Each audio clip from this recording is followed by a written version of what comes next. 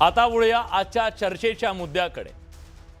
मंडळी, ही पृथ्वी शेषाच्या मस्तकावर नाही तर श्रमिकांच्या तळहातावर तरलेली आहे असं अण्णाभाऊ साठे म्हणाले। त्या श्रमिकांच्या वारसदारांचा स्वातंत्र्याच्या 7 दशकानंतर सुद्धा संघर्ष सुरू आहे, आपल्या हक्काचा, न्यायाचा आणि अस्तित्वाचा। ज्यांचं गावात घर नाही, जमीन नाही, गाठीशी शिक्षण नाही, गावात सन्मान नाही, एवढंच काय अनेक गावात अजूनही मेलेली माणसं जळायला हक्काची स्मशानभूमी नाही। 70 वर्षानंतर पण गावगाड्यातल्या कमी लेखल्या गेलेल्या सगळ्या कामांचं ओझं आजही पिढ्यानपिढ्या डोक्यावर वाहणाऱ्या अनुसूचित जातींमधल्या अनेक जाती या महाराष्ट्रात राहतात, तुमच्या माझ्या आजूबाजूला राहतात। दयनीय अवस्थेत कदाचित त्यातील काहींची नावं तुम्हाला माहीत सुद्धा नसतील, ज्यात मांग, मातंग, मांग, गारुडी, मादिमाग, ढोर, घासी, डक्कलवार, भंगी, मेहतर, वाल्मिकी, बेडर, कैकाडी, डोमारी अशा कितीतरी जाती आहेत ज्यांना अजून कसलीही सामाजिक ओळख नाहीये। विकास खूप दूरची गोष्ट, ज्यांच्यापर्यंत आरक्षणाचा आही पोहोचलेला नाही, ज्यांना 70 वर्षात एकही IAS IPS नाही, विद्यापीठात प्राध्यापक नाही, कुणी कुलगुरू नाही, अनुसूचित जातीचे 100 अधिकारी लागले तर त्यातले 10 सुद्धा आमचे नाही, आमच्या जातीतले नाहीत, हे आमचं जळजळीत वास्तव आहे। आणि बाबासाहेबांनी आम्हाला आरक्षण दिलं, पण आरक्षणाचा बहुतांश लाभ काही ठराविक आणि पुढारलेल्या जातींना मिळाला। अत्यंत वंचित असलेल्या आमच्या जाती अजूनही मुख्य प्रवाहातून दूर आहेत, म्हणून आम्हाला आमचा हक्क हवाय, बाबासाहेबांनी दिलेला न्याय आम्हाला हवाय असं म्हणत राज्यातल्या 59 अनुसूचित जातींमधल्या वंचित जातींनी वर्गीकरणाच्या मागणीसाठी महाराष्ट्रात आवाज उठवला। त्यांचे नेते उपवर्गीकरणासाठी आता आग्रही भूमिका घेत आहेत, बोलू लागलेत, त्यामुळे हा मुद्दा राज्यभर धगधगतोय। गावागावात गेल्या अनेक वर्षांच्या मागणीला आधार मिळाला तो सर्वोच्च न्यायालयाच्या निर्णयाचा। 7 न्यायमूर्तींच्या खंडपीठानं 1 ऑगस्ट 2024 रोजी ऐतिहासिक निकाल दिला। त्यानुसार राज्यांना अनुसूचित जातींमध्ये कोटांतर्गत कोटा देण्याचा अधिकार मिळाला। त्यानंतर राज्यात ही प्रक्रिया सुरू झाली आहे आणि त्यावरून वर्गीकरणाचे समर्थक आणि विरोधक असे 2 प्रबळ सूर उमटत आहेत।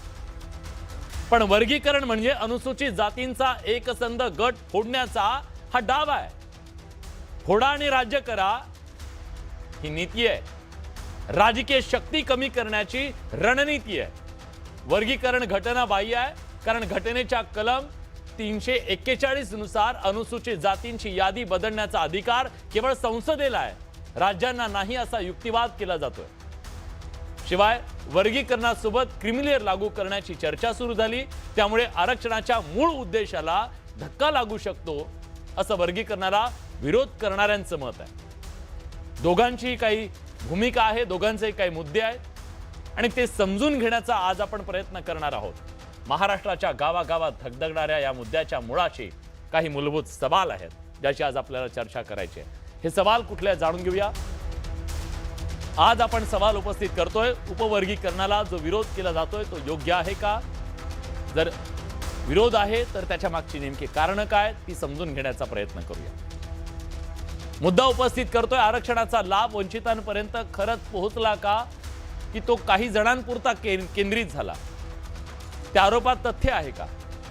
वंचितातले वंचित सुद्धा आज या महाराष्ट्रामध्ये आहेत का? आणि त्याच्या मागची कारण काय आहेत? कोटा अंतर्गत कोटा हा खरंच गरजेचा आहे का समानतेसाठी, सगळ्यांना मुख्य प्रवाहात आणण्याच्यासाठी? याबद्दलचा सवाल आज आपल्याला उपस्थित करायचा आहे। वर्गीकरणामुळे खरंच फायदा की नुकसान?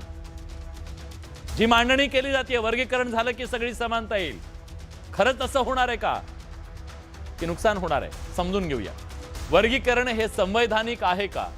अनेकांचं म्हणणं आहे नाहीये, हे करता येणार नाहीये। काही जण म्हणतात सुप्रीम कोर्टाने सांगितलंय राज्याला करता येईल, अधिकार दिलेत राज्याला। वस्तुस्थिती काय समजून घेऊया। आणि आरक्षणाचा वंचितांना लाभ मिळू शकेल का? जे सगळ्यात वंचित आहेत त्यांच्यापर्यंत आरक्षण पोहोचवायचं असेल तर वर्गीकरणाशिवाय पर्याय नाहीये का? हा सगळ्यात महत्त्वाचा मुद्दा सुद्धा आज आपल्याला या चर्चेच्या दरम्यान उपस्थित करायचा। मी सुरुवातीला सांगितलं त्याप्रमाणे या मुद्द्याच्या भोवती भावना आहेत।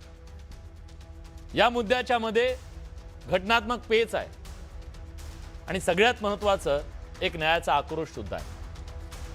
त्यामुळे या सगळ्या विषयाची चर्चा करताना त्यातली गुंतागुंत समजून घेण्याचा सुद्धा आपल्याला प्रयत्न करावा लागेल. केवळ भावनेच्या नाही तर न्यायाच्या तत्वावर सुद्धा आपल्याला बोलावं लागेल. त्यासाठी आपल्यासोबत या चर्चेत सहभागी होण्यासाठी रिपब्लिकन सेनेचे अध्यक्ष आनंदराज आंबेडकर आपल्यासोबत आहेत. आनंदराजी, स्वागत आहे तुमचं. आपल्यासोबत भारतीय जनता पक्षाचे आमदार अमित गोरखे आहेत. अमितजी, तुमचंही स्वागत आहे. आपल्यासोबत लेखक ब्लॉगर वैभव छाया आहेत, जे यूट्यूबच्या माध्यमातून वेगवेगळ्या माध्यमातून आपली मतं मांडत असतात. जी परखड मतं आहेत ती सातत्यानं ते मांडत असतात. वैभव, तुमचंही स्वागत आहे. आपल्यासोबत या चर्चेत सहभागी होण्यासाठी माजी आमदार, राष्ट्रवादी काँग्रेसचे शरदचंद्र पवार पक्षाचे नेते सुधाकर भालेराव आपल्यासोबत जोडले गेले आहेत. भालेराव साहेब, स्वागत आहे तुमचं. आपल्यासोबत अनुसूचित वर्गीकरण समजून सांगण्यासाठी अजित केसरळीकर हे थोड्याच वेळात जोडले जातील. आपण त्यांच्याकडून सुद्धा डेटाच्या बद्दल सुद्धा त्यांच्याकडून जाणून घेऊया. पण मी चर्चेची सुरुवात आनंदराजी तुमच्यापासून करणार आहे. मला समजून घ्यायचं आहे की जेव्हा हे उपवर्गीकरण केलं जातंय त्याला विरोध करणाऱ्यांमध्ये प्रामुख्यानं आपल्यासारख्या काही नेत्यांचा समावेश आहे. त्यात आपली भूमिका समजून घ्यायची विरोधाची. का हे वर्गीकरण नुकसानकारक आहे असं तुम्हाला वाटतं? पहिल्यांदा लक्षात घ्या की एसीचा एक गठ्ठा, एक वर्ग बाबासाहेब आंबेडकरांनी तयार केला. आज महाराष्ट्रामध्ये एसीला 13% आरक्षण आहे, कर्नाटकात 15% आहे. आणि ज्या प्रमाणामध्ये तुमचं लोकसंख्या असते त्या प्रमाणामध्ये हे एसी आणि एसटीचं आरक्षण करण्यात आलेलं आहे. आता प्रश्न असा आहे की उपवर्गीकरण करताना याच्यामधल्या कुठच्याही जातीला विश्वासात न घेता हे उपवर्गीकरण केलेलं आहे. न्यायमूर्ती अनंत मनोहर बदर यांची एकल कमिटी होती आणि त्याने ते अहवाल सरकारला 1 एप्रिल रोजी सादर करण्यात आलेला आहे. आमचं म्हणणं एक आहे की अशा पद्धतीने तुम्ही एसी मध्ये हे जे काही फाटाफूट करण्याचा प्रयत्न करताय तो अत्यंत निषेधार्थ आहे. आणि आतापर्यंत तसंही एसीचं 13% रिझर्वेशन असताना सुद्धा आपण जर पाहिलं क्लास 1, क्लास 2 आणि क्लास 3 मध्ये अजूनही 13% पूर्णपणे रिझर्वेशन भरण्यात आलेलं नाही. त्यामुळं रिझर्वेशन जर संपूर्ण भरणंच होत नसेल, फक्त क्लास 4 मध्ये रिझर्वेशन भरलं जातं, त्याच्या पलीकडे क्लास 3 किंवा क्लास 2 किंवा क्लास 1 मध्ये अजूनही संपूर्ण 13% एसीचा कोटा भरण्यात येत नाही. त्यामुळे हे जे वर्गीकरण करण्याचा प्रयत्न केला जातोय हा दुर्दैवी आहे. आणि याच्यामध्ये 59 जाती आज महाराष्ट्रामध्ये एसी मध्ये आहेत आणि त्याच्यातल्या फक्त एका जातीने ही डिमांड केलेली आहे की हे उपवर्गीकरण करावं. इतर कुठच्याही जातींचा त्या मागणीला पाठिंबा नाही. असं असताना सरकारने एखाद्या जातीसाठी अशा पद्धतीने एसी मध्ये तोडफोड करणं हे योग्य नाही आणि त्यामुळे आमचा विरोध आहे. हे जर वर्गीकरण झालं तर त्यामुळे नुसतं तुम्ही वर्गीकरण कशामध्ये करणार आहात ते अजून सरकारने हा अहवालच जाहीर केला नाही. त्यामुळे हे नोकरीमध्ये आहे, शिक्षणामध्ये आहे की राजकीय लाभ ज्याच्यामध्ये म्हणजे लोकसभा, विधानसभा याच्या ज्या सीट्स आहेत त्याच्यावरती सुद्धा या पद्धतीने करणार आहात का, याचा अजूनही सरकारने कोणालाही तो अहवालच प्रसिद्ध न केल्यामुळं अजून त्याच्यावरती भाष्य करणं योग्य नाही. तर हे सर्व त्याचे फायदे आणि तोटे हा महत्वाचा प्रश्न. आज मला एक सांगा की याच्यामध्ये एसीचं हे वर्गीकरण झालं तर काही एवढ्या संकुचित की 0.1% पण त्यांची लोकसंख्या नाही. अशांच्या याला किती वर्ष लागतील त्यांचा नंबर येण्यासाठी त्यांच्या लोकांचा. आणि ही आमचा नंबरच येत नाही या सगळ्यामध्ये. ऐका ना, हा येणारच नाही ना. 0.1% वगैरे असेल किंवा अजून 0.01% अशा अनेक तुम्ही मगाशी ज्या काही जातींची नाव घेतली त्या महाराष्ट्रामध्ये अति अल्प आहेत. मग त्यांचा नंबर कधी लागेल? आज या महाराष्ट्रामध्ये 3 जाती प्रामुख्याने आहेत. ते म्हणजे बाबासाहेब आंबेडकरांचा बौद्ध आणि महार समाज हा प्रामुख्याने एसी मधला सर्वात मोठा गट आहे. त्यानंतर मातंग समाज आहे आणि त्यानंतर चर्मकार आहेत. आणि त्यानंतर असणारे इतर जे जाती आहेत हम्म. 56, त्या अति अल्प अल्प याच्यात येतात. कारण हे तिन्ही मिळून माझ्यामध्ये 12-13% हे तिघांचंच आहे. हा. आजची जर लोकसंख्येच्या हिशोबात जर पाहिलं तर लोकसंख्या एससीची आणि एसटीची ही वाढलेली आहे. हम्म. त्यामुळे आमचं एक पहिल्यांदा मत आहे, की पहिल्यांदा जातीनिहाय जनगणना होऊ द्या. बर. त्याच्यामध्ये प्रत्येक जातीचं किती पर्सेंटेज आहे ते पहा. त्यानंतर एससीचं आणि एसटीचं रिझर्वेशन हे लोकसंख्येनुसार दिलंय. मग सरकार त्या जातीच्या लोकसंख्येप्रमाणे रिझर्वेशन देणार आहे का? हम्म. अहवालामध्ये काय नक्की केलंय? हे सरकारने जोपर्यंत दाखवत नाही, हा. तोपर्यंत कशा पद्धतीने हे राबवणार आहे? एक या पद्धतीने आणि त्यामुळे मग हे जे काही छोटे गट तुम्ही मगाशी म्हणालात, की काही गट वंचित राहिलेले आहेत. हम्म. त्यांचे नंबर लागण्यासाठी म्हणजे तुम्हाला रोस्टर पद्धत माहिती आहे. हो. त्याच्यामध्ये जी रोस्टर पद्धत असेल त्याच्यामध्ये एकदम मायन्यूट असतील त्यांना फार शेवटी नंबर येतो. तसा या छोट्या-छोट्या जातींना नंबरच मिळणार नाही. त्यापेक्षा आज एकत्र आम्ही आहोत. त्यांच्यामधल्या पण म्हणजे वेगवेगळ्या समाजातल्या जातीमधल्या असणारी मुलं ही शिक्षणामध्ये किंवा नोकरीमध्ये जर चांगल्या पद्धतीने मार्क मिळवले किंवा चांगल्या पद्धतीने उत्तीर्ण झाले, हम्म. त्यांना नोकऱ्या मिळू शकतात, त्यांना याच्या शिक्षणात सवलती मिळू शकतात, राजकारणात म्हणजे राजकारणात आरक्षित जागेवर ते उभे राहू शकतात. ह्याच्यामुळं आपसामध्ये उगाचच या एससी मध्ये असणाऱ्या जातीमध्ये वादविवाद निर्माण होतील आणि ते वादविवाद या सरकारने टाळावे तशी आमची इच्छा आहे. ठीक आहे. आधीच आपण पाहिलं की महाराष्ट्रामध्ये मराठा आणि म्हणजे ओबीसी यांच्यामध्ये झालेला वादविवाद त्या महाराष्ट्राने पाहिलेला आहे. हम्म. आता एससी मधला वादविवाद होऊ नये ठीक ही आहे. आमची म्हणजे अपेक्षा. वादविवाद टाळण्यासाठी सगळ्यांनी एकत्र राहणं गरजेचं आहे. एकत्र राहण्यात त्या सुद्धा वंचित समाजाचा त्या घटकांचा फायदा आहे अशी मांडणी तुम्ही करताय. आपल्यासोबत सुधाकर भालेराव आहेत. मी सुधाकररावांबद्दल एक गोष्ट सांगतो. सुधाकरराव जेव्हा आमदार होते 2009 पासून सातत्यानं ते या वर्गीकरणाच्या बाजूने आहेत. सभागृहात त्यांनी अनेक वेळा सांगितलं की या विषयाच्या संदर्भात आमची मागणी आहे की वर्गीकरण करा. सुधाकरराव, का तुम्हाला असं वाटतं? आनंदराज सर म्हणतायत की एकत्र राहण्यात फायदा आहे, मग तुम्हाला वर्गीकरण वेगळं का हवंय? तुम्हाला तुमचं ताट वेगळं का हवंय? विलासजी, मी सुधाकर भालेराव, हम्म.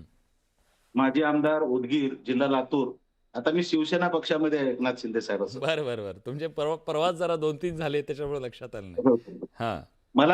मला या ठिकाणी आनंदराज आंबेडकर साहेबांचे मनापासून या ठिकाणी धन्यवाद व्यक्त करावा असं वाटतं.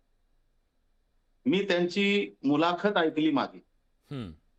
कारण डॉक्टर बाबासाहेब आंबेडकरांच्या विचारातून संविधानाची जी निर्मिती झाली, ज्या संविधानानं घटनेनं मागासवर्गीयांसाठी कशासाठी आरक्षण लागू केलं, तर मी आनंदराज साहेबांना मी एकच सांगू शकतो की आपण खऱ्या अर्थानं आमचे नेते आहात.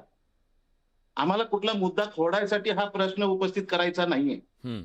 परंतु डॉक्टर बाबासाहेब आंबेडकरांनी पहिल्यांदा घटनेमध्ये तरतूद काय केलेली आहे? अति मागासलेल्या दुर्बल सामाजिक घटकाचा सर्वांगीण विकास करण्यासाठी या आरक्षणाची निर्मिती झाली. हा. आणि जर मुळात आरक्षण हे सामाजिक मागासलेपणावर आहे, मी आनंदराज साहेबांना सांगू इच्छितो की लोकसंख्येच्या प्रमाणात आरक्षण हे मुळात नाहीये. हम्म. अनुसूचित जातीतल्या 59 जाती समूहाचा समाज घटक हा जर विचारात घेतला तर ते थोड्या मायक्रो लेव्हलवरनं 59 जाती आहेत. हम्म. त्यामध्ये पूर्वंपार, पूर्वाश्रमी, महार एक फक्त एक मिनिट मला एक मिनिट नाही बोलू नाही, द्या. ओबीसीना जे आरक्षण दिलं ते लोकसंख्येवर आधारित दिले ना, म्हणजे त्यांची लोकसंख्या गृहीत धरून दिले ना. तुम्ही ऐका, असं म्हणताय की लोकसंख्येचा आणि आरक्षणाचा संबंध नाही. प्लीज, माझं चुकत असेल तर मला क्लिअर हे करा. 1995 ऐका, मला एक मिनिट महाराष्ट्राचे मुख्यमंत्री आणि लोकनेते स्वर्गीय आनंदराजी, मी गोपीनाथरावजी येतो मुंडे फक्त त्यांचं म्हणणं एकदा ऐकू द्या, पण त्यांचं पूर्ण सबमिशन ऐकू नंतर बरोबर. प्लीज.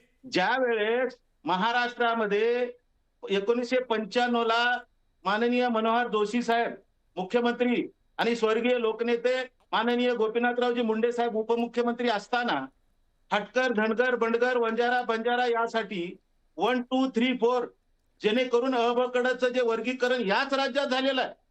आज समाज त्या ठिकाणी कुठल्याही प्रकारचा एकमेकावर दोषारोप करत नाहीये. मला आनंदराज आंबेडकर साहेबांना सांगावंच वाटतं, तुम्ही आमचे नेते आहात. खऱ्या अर्थानं आपण ज्या पूर्वाश्रमी मांग मातंग, पूर्वाश्रमी महार समाज, आजचा बौद्ध नवबौद्ध अशा पद्धतीनं जीवन जगत असताना मातंग समाज हा, आपली मुलाखत मी ऐकली त्यावेळेस तो अंधश्रद्धेत आहे हे आपण स्पष्ट सांगताय. आणि ते मला मान्य आहे की मातंग समाज हा अंधश्रद्धेत 100% आनंदराज साहेब म्हणतात ते खरं आहे.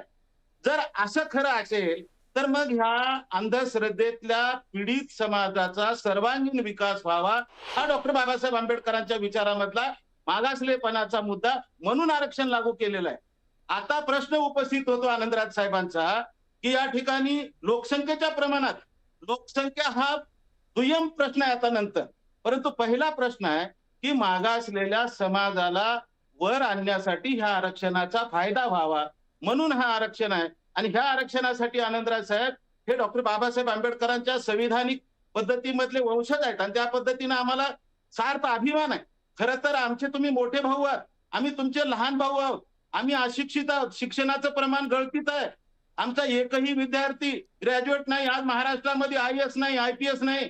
मी तुमच्या माहितीसाठी सांगतो विलास, या बडे मुद्द्याच्या माध्यमातून एक महत्वाचा मुद्दा, गावात घर नाही, शिवारात शेत नाही, मतदार यादीत नाव नाही, अशा एखाद्या पारधी समाजाचा IAS IPS आम्हाला बघायला मिळाला महाराष्ट्रामध्ये. परंतु आजही आमच्यामध्ये अंधश्रद्धेचं प्रमाण आहे आणि त्यामुळे आमचं शिक्षणाचं प्रमाण कमी आहे, शिक्षणाचं प्रमाण गळतीमध्ये आहे. 10वी 11वी 12वीच्या पुढचा आमचा विद्यार्थी जात नाही. जर एखादी कुठे जर नोकरी लागत असेल, मागासवर्गाच्या उदाहरणासाठी म्हणून तुम्हाला सांगतो विराजजी, जर समजा 10 जागा निघाल्या, पण एक मिनिट सुधाकरराव, एक सुद्धा मुलगा आमचा जात मग या नाहीये. गोष्टींचा दोष दुसऱ्याला कसा देता येईल? दोष आम्ही कुणाला देत नाहीये. आम्हाला या उपवर्गीकरणामध्ये अबकडं जर केलं तर अबकडं केल्यानंतर त्या ठिकाणी ज्या काही जागा आहेत त्या जागेमध्ये आम्हाला कुठेतरी हिस्सा मिळेल. आणि आनंदराज साहेबांना माझी विनंती आहे, फक्त तुम्हाला भीती कशाची आहे? सगळ्याच लोकांना, अनुसूचित जातीतल्या सर्व ज्या काही प्रस्थापित व्यवस्थेसारखं आपण वागतोय त्या लोकांना भीती कशाची आहे की नॉन क्रिमिलेअर लागू होईल. मी सुद्धा नॉन क्रिमिलेअरचा विरोधक आहे. जर SC समाजासाठी अनुसूचित जाती वर्गीकरणामध्ये, उपवर्गीकरणामध्ये नॉन क्रिमिलेअर लागू होत असेल, आनंदराज साहेब मी तुमच्या सोबत आहे, मातंग समाज हा तुमच्या सोबत राहील. परंतु निश्चित रूपानं डॉक्टर बाबासाहेब आंबेडकरांनी सांगितलेलं आहे की या छोट्या छोट्या समूहाचा सर्वांगीण विकास हाच समाजाचा मागासलेपणा दूर करण्यासाठी आरक्षणाचा पहिला मुद्दा आहे. आणि हा जर मुद्दा जर खऱ्या अर्थाने जर आपणाला जर त्या ठिकाणी भाऊ म्हणून जर तुम्ही आम्हाला पाठीराखा झाला तर आम्ही निश्चित रूपाने तुमचं स्वागत करायला तयार आहोत. या ठिकाणी कुठलाही वादविवाद कोणीही करू नये. जर त्या ठिकाणी मनोहर जोशी साहेबांनी, मोठे बुंडे साहेबांनी जर अबकडं केलेलं आहे, हटकर, धनगर, बनकर, वंजारा, बंजारा यासाठी जर त्या ठिकाणी फोड केलेली आहे, मग आपण कशासाठी वाद करायचा? ठीक आहे, ठीक आहे. आम्हाला सांगा, रस्त्यावर उतरू आम्ही. या ठिकाणी सगळ्या समाजाला, आता विलासजी मी तुम्हाला सांगतो, ग्रामीण भागात ही मोठी नेते फार येत नाहीत आणि आली तर बी मोठे भाषण झाले की ते निघून जातात. आज एका एका घरामध्ये, मग ते महार समाजाचं कुटुंब असो, आम्ही त्याला गावामध्ये आमच्या आजही लोक म्हणतात महारवाडा आणि मांगवाडा, ह्या वस्तीत जर तुम्ही गेलात रात्रीच्या वेळेस व्यसनानं बाधित होऊन पडलेली पोरं आम्हाला दिसतात. त्या ठिकाणी शिक्षण घेऊन सुशिक्षित बेरोजगार होऊन पडलेली आहेत. अशा लोकांना वर आणण्यासाठी खऱ्या अर्थाने ह्या आरक्षणाचा फायदा आहे, म्हणून अबकडेची आवश्यकता आहे असं मला वाटतं. ठीक आहे आनंदराजी, प्लीज तुमचं सबमिशन द्या. मी फक्त एक प्रश्न विचारतो, एक सांगतो. आज सुधाकरराव, मी तुम्हाला वेळ दिला. महिलांचं जर रक्त तपासलं तर कुपोषित महिला किती प्रमाणात दिसतात, त्यांच्या रक्तामध्ये लोहाचं सुद्धा प्रमाण कमी आहे. अशी परिस्थिती आमच्या नशिबी आलेली आहे. शिक्षणाचं प्रमाण आहे, नाही, शिक्षणाचं वस्तुस्थिती गळतीचं आहे, प्रमाण आहे. त्याच्याबद्दल कुणाचं दुमत नाहीये. तुमची तळमळ कळतीये, त्याच्याबद्दल काही दुमत नाहीये. मलाही माहिती आहे परिस्थिती काय आता आहे ती. आनंदराजे, एक प्रश्न विचारतो आणि त्याचं उत्तर द्या, मग मी बाकी दोन पाहुण्यांकडे जातो. बाबासाहेबांना अभिप्रेत काय होतं तर आरक्षणाचा शेवटच्या घटकापर्यंत आपल्याला लाभ मिळाला पाहिजे, जो वंचित आहे त्याच्यापर्यंत तो मिळाला पाहिजे. जर समजा अशा पद्धतीनं त्यांनी सांगितलं की ओबीसीमध्ये काही जातींच्या बद्दल हे करण्यात आलं, अबकडं करण्यात आलं आणि त्याच्यानंतर मग प्रत्येकाला वेगवेगळ्या पद्धतीनं ते आरक्षण देण्यात आलं, मग अशा प्रकारे दिलं तर अडचण काय आहे? मग विरोध असण्याचं कारण काय? मला एक सांगा, बाबासाहेबांनी जे SC म्हणजे बाबासाहेबांच्या आधीपासून म्हणजे ब्रिटिशांनी शेड्यूल कास्ट आणि शेड्यूल ट्राईब ही नावं दिली आणि त्याच्यामध्ये ब्रिटिशांनी ते ठरवले की हे सर्व लोक अत्यंत मागास आहेत. हे मान्य आहे.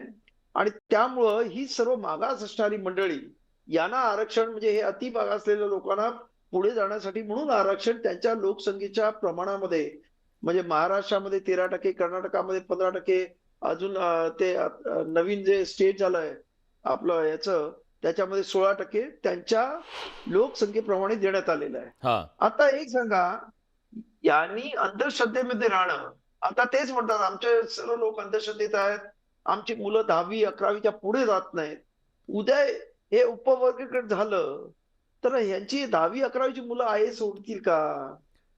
हे मला सांगा ना. आधी नाही पण त्यांचा जो पण असं आहे ना, ऐका- ऐकून कॉम्पिटिशन घ्या, ऐकून- त्यांना कॉम्पिटिशन ऐकून घ्या, हा ऐकून घ्या. जेव्हा एससी मधल्या आज सुद्धा जागा क्लास 1, क्लास 2, क्लास 3च्या भरल्या जात नसतील तर मग जो कोणी का एससी मधला जाती वेगवेगळ्या जातीमधला असणारा जो कोणी तरुण असेल, जो क्वालिफाईड आहे, जो एबल आहे, त्याला त्या मिळालं तर त्याच्यामध्ये आपण कशाला भाष्य करायचं की ह्या जातीला मिळत नाही त्या जाती. आम्ही समजतो आम्ही सर्वजण एक आहोत एससी मधले. आम्ही आजपर्यंत आंबेडकरी चळवळीनेच या सर्व, मग ते मंडल आयोग असो की इतर कुठचंही आंदोलन असो, रस्त्यावरची आंदोलन करण्यामध्ये आंबेडकरी समाजच पुढे होता. सर्वांना घेऊन तो चाललेला आहे. त्याने कोणालाही असं मागे ठरलेलं नाही. आणि आज सुद्धा आमचे मातंग समाजाचे बंधू, ज्याने मी तुम्हाला केवढी तरी नावं देईन, जे बौद्ध झालेत, ते आज प्रोफेसर आणि इतर अनेक आहेत, माझ्या ओळखीचे आहेत, चांगले लेखक आहेत.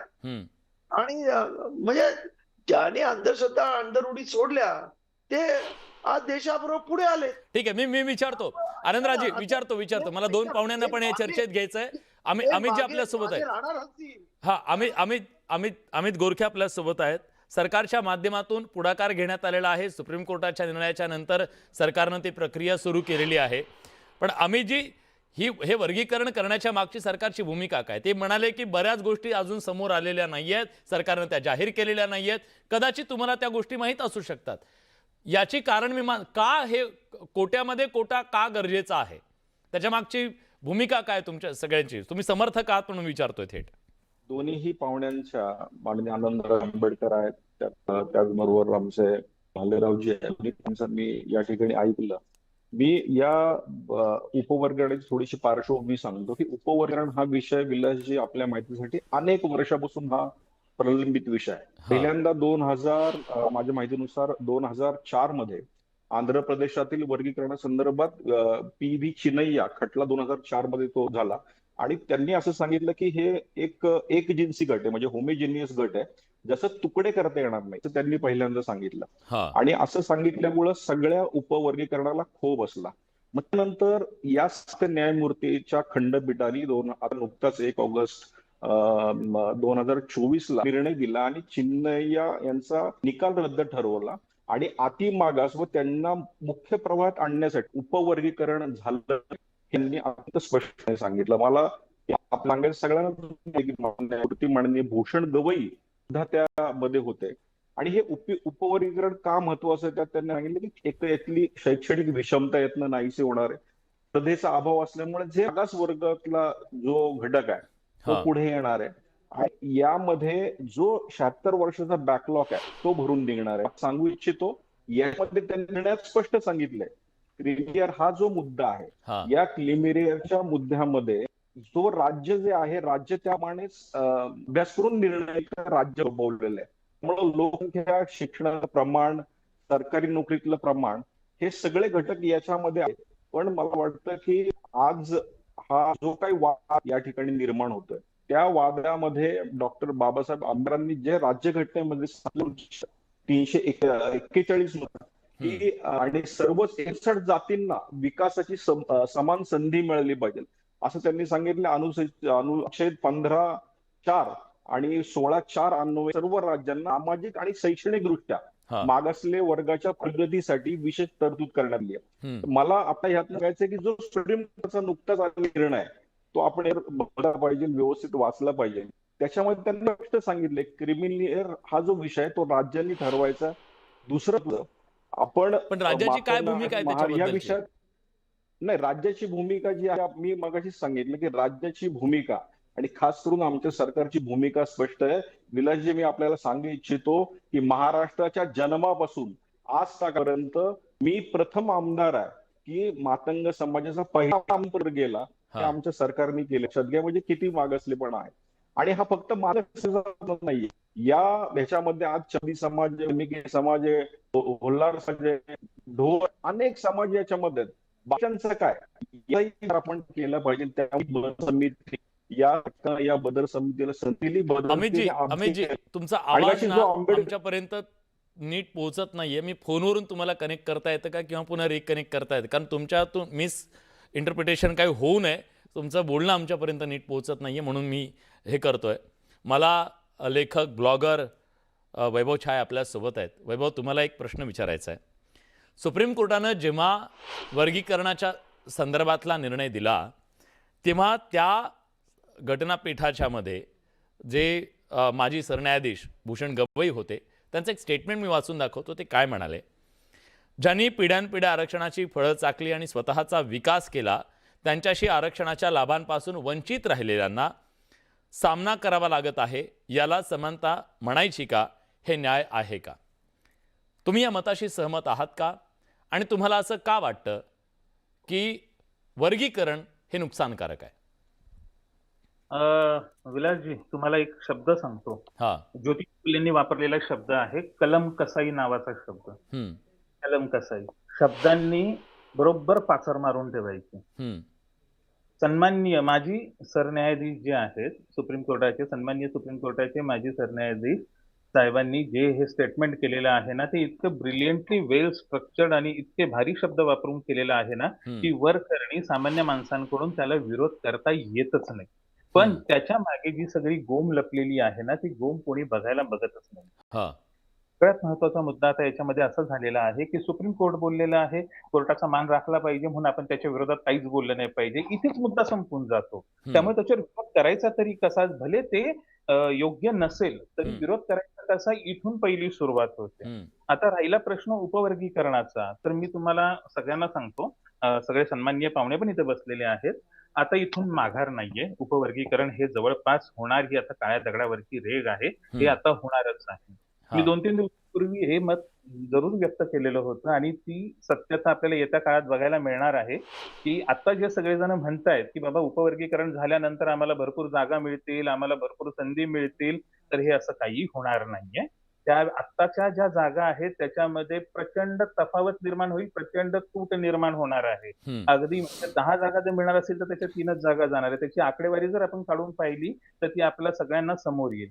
आपल्याकडे नुसतं रिझर्वेशन मधून एवढ्या जागा मिळणार, तेवढ्या जागा मिळणार, हे सगळं बोलणं सुरू आहे. पण मला सांगा बरं, तुम्हाला तरी आठवतंय का, घरी, तुमच्या घरी, माझ्या घरी शेवटचं कोणी आलं होतं बाबा गव्हर्नमेंट मध्ये नोकरी लागली म्हणून पेढे घेऊन आलं होतं? शेवटची मोठी मेगा भरती सरकारने कधी काढलेली होती? महाराष्ट्र शासनाकडून कधी निघाली होती? भारत सरकारकडून कधी निघाली होती? मुळात आरक्षणासाठी सरकारी जागा असाव्या लागतात, सरकारी नोकऱ्या असाव्या लागतात, त्या होतच नाहीयेत. शैक्षणिक संस्थांमध्ये जर तुम्ही बघितलं की अनेक ठिकाणच्या संस्था ह्या बंद पडायला आलेल्या आहेत. पण राजकीय प्रतिनिधित्वाचा सुद्धा याच्यातला एक महत्वाचा मुद्दा आहे वैभव. अगदी महत्वाचा मुद्दा आहे ना राजकीय प्रतिनिधित्वाचा. पण मला सांगा बरं, प्रत्येक पक्ष आपापल्या विचारधारेला अनुसरून असणारे लोकच त्या ठिकाणी उभे करतात. मग मला सांगा, आजपर्यंत जे कोणी मातंग समूहातून जे प्रतिनिधी निवडून गेले असतील, आता महाराष्ट्र विधानसभेतही मातंग समूहातून निवडून गेलेले, मातंग जातीतून निवडून गेलेले प्रतिनिधी आहेत, तर त्यांनी काय पद्धतीचा कार्यक्रम राबवला बरं? 2023 साली एक सर्वे झाला होता. त्या सर्वेमध्ये असं आढळून आलं की महाराष्ट्रामध्ये एकूण जी संपत्ती आहे त्या साधन संपत्तीवर मालकी समूह जर आपण जर तपासला तर 66% मालकी, म्हणजे 66% साधन संपत्तीवर मालकी जी आहे ती उच्चवर्णीयांची आहे आणि 13% उरलेले इतर जातीय समूह आहेत. आणि मातंगांकडे किती मालकी हक्क आहे माहिती आहे का? 0.3%. फक्त 0.3%. मग हे का घडतंय? हे रिप्रेझेंटेशन मिळत नाहीये म्हणून घडत नाहीये अशातला भाग नाहीये. हा सगळा प्रकार आहे अंधश्रद्धेच्या जवळ जाण्याचा, त्या सगळ्या राहण्याचा, आणि आपल्या अधोगतीसाठी कोणीतरी दुसरे जबाबदार आहेत या पद्धतीने आरडाओरडा करण्याचा. याच्यामुळे हा सगळा प्रॉब्लेम झालेला आहे. आणि आता जरी किती म्हणत असतील ना आम्ही उपवर्गीकरणाला समर्थन करतोय किंवा विरोध करतोय, झालंय महाराष्ट्राचं सोशल फॅब्रिक या मुद्द्याच्या आडून पूर्ण उसवून टाकलेलं आहे. पूर्वी आंबेडकरी चळवळीच्या बाबतीत बोलताना म्हटलं जायचं, ही म्हारा मांगांची चळवळ आहे, चांभारा ढोरांची चळवळ आहे. सगळ्या जाती 12 बलुतेदार, 18 अलुतेदार या सगळ्या समूहांना एकत्र करून बोललं जायचं. पण आता इतकं सेग्रिगेशन झालेलं आहे ना, की तुम्हाला सांगतो, ह्या 14 एप्रिलच्या निवडणुकांमध्ये अनेक मातंग समूह 14 एप्रिलच्या जयंतीत सहभागी झाले नव्हते. कोणी याच्यावर विरोध करूनही बोलणार नाही की नाही झाले होते म्हणून. नव्हते झाले. हे इतक्या लेवलचं ध्रुवीकरण आपल्या समूहामध्ये ओढवून घेतलेलं आहे. आता सगळेजण जे म्हणतात की बाबा आम्हाला संधी मिळाली पाहिजे, जे राजकीय नेते म्हणतात की नाही मातंग समूहाला संधी मिळत नाही, एवढ्या कास्ट अॅट्रॉसिटी होतात, इतक्या भयानक पद्धतीच्या कास्ट अॅट्रॉसिटी होतात. पंक्तीला बसला म्हणून मारलेला आहे, मंदिरात गेला म्हणून मारलेला आहे. मला सांगा, एका तरी प्रकरणामध्ये कन्व्हिक्शन होईल याच्यासाठी कोणते राजकारणी उभे राहिलेत का? याच्यासाठी कोणते राजकीय पक्ष उभे राहिलेले आहेत का? इतर वेळेला म्हटलं जातं की मातंगांच्या हातात हिंदुत्वाची वज्रमूठ आहे, मग ते मंदिरात गेलेल्या मुलांना मारलं जातं, मग त्यावेळेला ही वज्रमूठ कुठे गेलेली असते? मग नेमक्या उपवर्गीकरणाच्या मुद्द्याच्या वेळेला अशा गोष्टी कुठून वर येतात बरं? या सगळ्या गोष्टी केल्या पाहिजेत. पण खूप महत्त्वाचे मुद्दे तुम्ही सुद्धा उपस्थित केलेत. पण आपल्यासोबत आता अजित केसरळीकर आपल्यासोबत जोडले गेलेले आहेत. ते अनुसूचित वर्गीकरणाचे अभ्यासक आहेत, कार्यकर्ते आहेत, सातत्याने ते लढत आहेत. आपण हे मान्य करायला हवं, या महाराष्ट्रामध्ये 7 दशकापेक्षा जास्त काळ उलटला स्वातंत्र्याच्या नंतर. आजही आमच्या इथल्या योजना काय आहेत? दलित सुधार योजना 70 वर्षाच्या नंतर. आम्ही 70 वर्षानंतर सुद्धा तिथल्या गावातल्या 100-500 लोकांच्यासाठी रस्ते देऊ शकलो नाही, पाणी देऊ शकलो नाही, किंवा अनेक गोष्टी आहेत त्याचा सुधार करू शकलो नाही. आता या 59 जातीतल्या अनेक जातींना असं वाटतंय की आरक्षणाचं उपवर्गीकरण केलं की आमचे प्रश्न सगळे सुटतील. खरंच सुटतील का? सुटतील तर कसे सुटतील? आणि तोच त्यांच्या उद्धाराचा एकमेव मार्ग आहे का? जर आम्हाला समजून सांगा. अजितजी, माझा आवाज तुमच्यापर्यंत पोहोचतोय? सर्वांना, पॅनलवर असलेल्या लोकांना सगळ्यांना माझा नमस्कार. नमस्कार. येतोय सर? येतोय माझा? येतो का आपल्याला? हो, बोला. येतोय आवाज येतोय. हॅलो. हा, सलग बोला. आवाज येतोय का? येतोय, सलग बोला. नमस्कार सर, नमस्कार. माझा आवाज येतोय आपल्याला? हो, येतोय, सलग बोला. सर, एक आरक्षणाचा उपवर्गीकरणाचा विषय जर आपण प्रामुख्याने घेतला तर 1975 पासून या देशामध्ये उपवर्गीकरणासाठी लढा चालू होतोय. तर महाराष्ट्रामध्ये 2025 उजाडला तरी महाराष्ट्राचे सबंध दलित नेते म्हणणाऱ्या लोकांनी विरोध करणं हेच असंविधानिक आहे. पहिल्यांदा ज्यांना संविधानानं ज्या संधी दिलं, ज्या संविधानानं यांना सरकारच्या माध्यमातून प्रतिनिधित्व मिळालं, त्या प्रतिनिधित्व मिळाल्यानंतर जो उपेक्षित राहतो, वंचित राहतो, त्या समाजाकडे आपण बघितलं पाहिजे, त्यांना हात दिलं पाहिजे. ह्या गोष्टी न करता हे लोक म्हणतात की ते देव धर्म या सगळ्या भानगडीमध्ये पडल्यामुळे पुढे आले नाहीत. हे म्हणणंच मुळात चुकीचं आहे सर. कारण ह्यांचं मोठं भाऊ म्हणून त्यांचं पहिलं कर्तव्य होतं की लहान भावाला हात देणे. हात आणि आधार देत असताना यांनी हा शिक्षण सर. तर एक बाबासाहेबांचं एक तुम्हाला कोट मी सांगतो की बाबासाहेबांनी आरक्षण विषयावर जेव्हा बाबासाहेबांचे वाचलेले गाजणे आणि लेख आहेत, गाजलेले लेख, तर ते 39 वर बाबासाहेब म्हणतात, सार्वजनिक नोकऱ्यात एकाच जातीची मिरासदारी नको. हे गोलमेज परिषदेच्या पूर्व अधिवेशनासमक्ष संरक्षण विषयक उपसमिती क्रमांक 7च्या अहवालावर मत प्रदर्शन करताना 16 जानेवारी 1931 साली बाबासाहेब असे म्हणतात, देशातील एखादी नोकरी कोणीही एका जातीची मिरासदारी होऊन बसली तर तो देशाच्या सार्वजनिक जीवनात एक मोठा धोका निर्माण होऊ शकेल. मला असं वाटते, ज्या खास जातींना लाभदायक परिस्थिती प्राप्त होते त्यांच्यात अहमभाव जागृत होतो. एवढ्याच कारणासाठी हे एक गंभीर संकट आहे असे बाबासाहेब त्यावेळेस म्हणतात. तर सर्व जनतेला आपल्या रक्षणासाठी केवळ एका विशिष्ट वर्गावर अवलंबून राहावे लागेल. अशामुळे प्रगतीच खुंटते. म्हणून मी हे स्पष्ट करीत आहे की ज्या अर्थी आपण भारतासाठी नवीन घटना निर्माण करीत आहोत, त्या अर्थी भारतीय प्रजननापैकी प्रत्येकाला त्याच्या पात्रतेनुसार देशातील सरकार ह्या घटना समितीला अत्यंत गरजेचं असल्याचे मत बाबासाहेब आंबेडकर त्यावेळेस म्हणतात. ती परिस्थिती आजही तशीच आहे सर. घटना अंमलात आल्यानंतर सन 1952 पर्यंत हा मातंग समाज गुन्हेगारी जमातीमध्ये होता. जो गुन्हेगारी जमाती कायद्याअंतर्गत शिक्षा भोगत होता त्यांच्या कस्टडीमध्ये होता. ठीक आहे सर, तुमचा आवाज आमच्यापर्यंत नीट पोहोचत नाहीये. मी प्रयत्न करतो तुमच्यापर्यंत पुन्हा पोहोचण्याचा. व्हिडिओ तर येत नाहीये, पण ठीक आहे, तुमचे काही मुद्दे तरी आमच्यापर्यंत पोहोचले. बाबासाहेबांचाच तुम्ही दाखला दिलेला आहे. वैभव, तुम्हाला काहीतरी याच्यावर सबमिशन द्यायचं होतं. आनंदराजी येतो तुमची शेवटची कमेंट घ्यायला. हां, अगदी थोडक्यात, वेळ कमी आपल्याकडे. त्यांचा आवाज मला आला नाही पूर्ण. त्यांनी बाबासाहेबांचाच उल्लेख संदर्भ दिलेला आहे.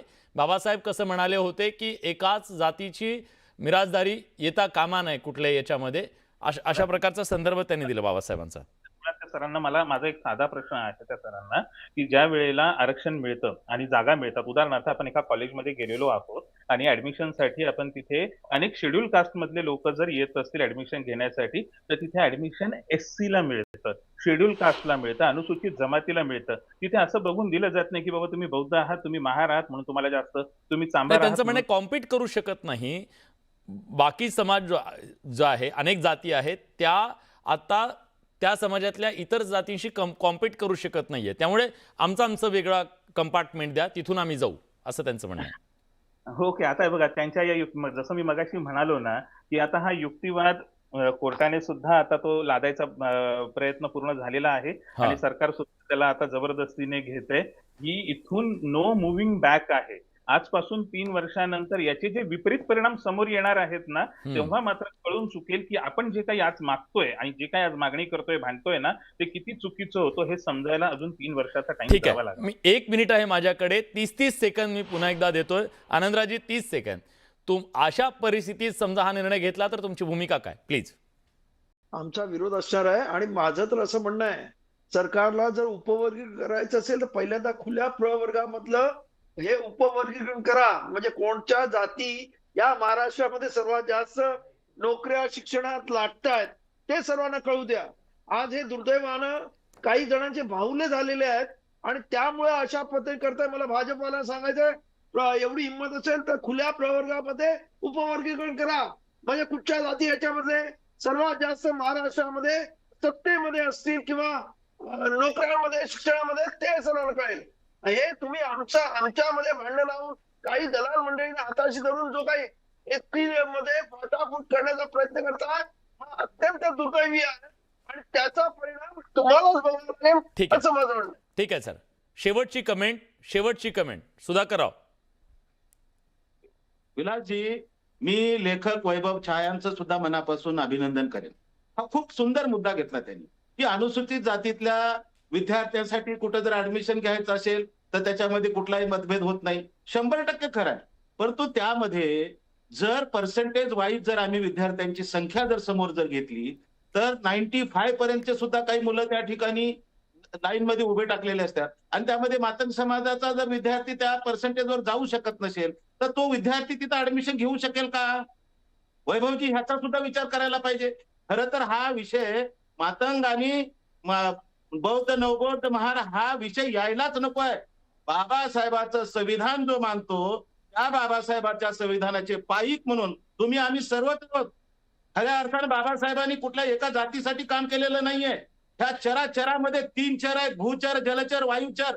वायूपासून, पक्षापासून, प्राणी मात्रापासून, वनस्पतीपासून ते मागासलेल्या लोकांपर्यंत अनुसूचित जाती आणि जमातीसाठी मागासलेपणा दूर करण्यासाठी आरक्षण दिलेलं आहे आणि तो मागासलेपणा दूर करण्यासाठी तुम्ही आम्ही भाऊ भाऊ म्हणून जर एकत्रित राहू तर फक्त प्रश्न विलासजी मला या ठिकाणी भेडसावतोय तो विरोध करण्याचा प्रश्न आनंदराजी असतील, प्रकाश आंबेडकर साहेब असतील, निश्चितपणे साहेब या असतील, दोन्ही बाजूनी आज महाराष्ट्रानं हे डिबेट बघितलेलं आहे. मी इथं बघतोय खूप मोठ्या संख्येनं आज प्रेक्षक हा डिबेट बघत होते. आपण सगळ्या पाहुण्यांनी अतिशय संयतपणे आपापले मुद्दे मांडलेले आहेत. निश्चितपणे डिबेट आहे, मतभेद आहेत, काही गोष्टींच्या बद्दलचे पण मनभेद नाही आहेत. पण आज या पुढच्या काळात सुद्धा खरं तर हा सगळा मी सुरुवातीला सांगितलं भावनात्मक निर्णय आहे, तो कायदेशीर निर्णय आहे आणि त्याचे वेगवेगळे सामाजिक परिणाम सुद्धा आहेत. त्यामुळे या निर्णयाला सामोरं जात असताना या महाराष्ट्राचं जे फॅब्रिक आहे ते फॅब्रिक कुठेही तुटता कामा नये. हक्काची लढाई आहे, न्यायाची लढाई आहे संवैधानिकरित्या आपण ती लढली पाहिजे, मार्ग संविधानाच्या माध्यमातूनच त्याबद्दल निघाला पाहिजे, पण कुठेही मनभेद होता कामा नये याची काळजी घेणं सर्व राजकीय पक्षाच्या नेत्यांची, आम्हा सगळ्यांची, बात देऊन आमच्या सगळ्यांची आहे. पण या सगळ्या मुद्द्यावरचं खरं तर ही पहिली डिबेट आहे. कदाचित पुढच्या काळामध्ये आपल्याला अशा अनेक डिबेटला सामोरं जावं लागू शकतं, कारण पुढच्या काळामध्ये हा निर्णय लागू होण्याची शक्यता आहे. आज या चर्चेत आपण आलात, अतिशय संयतपणे आपापल्या भूमिका मांडलात, वैचारिक अशा प्रकारचं चर्चा आपण महाराष्ट्राच्या समोर केलीत, त्याबद्दल सगळ्या मान्यवरांचे मी मनापासून आभार व्यक्त करतो. बडे मुद्देच्या माध्यमातून, आपले न्यूज 18 मराठीच्या माध्यमातून आपले आभार व्यक्त करतो. पण महाराष्ट्रातल्या जनतेचा कौल काय तो एकदा समजून घेण्याचा प्रयत्न करूया. आपण प्रश्न विचारला होता, अनुसूचित जातींच्या उपवर्गीकरणाला विरोध योग्य आहे का, असा प्रश्न विचारला. 77% लोकांचं म्हणणं आहे होय, तो विरोध योग्य आहे. 23% लोकांचं म्हणणं आहे नाही. हा जनतेचा कौल आहे आणि याच अनुषंगानं पुढच्या काळामध्ये आपल्याला या सगळ्या मुद्द्याची चर्चा झडताना दिसेल, पण ती चर्चा वैचारिक असावी यासाठी आपण प्रयत्न करत राहू. बडे मुद्देच्या चर्चेत आज आपण इथेच थांबतोय. धन्यवाद.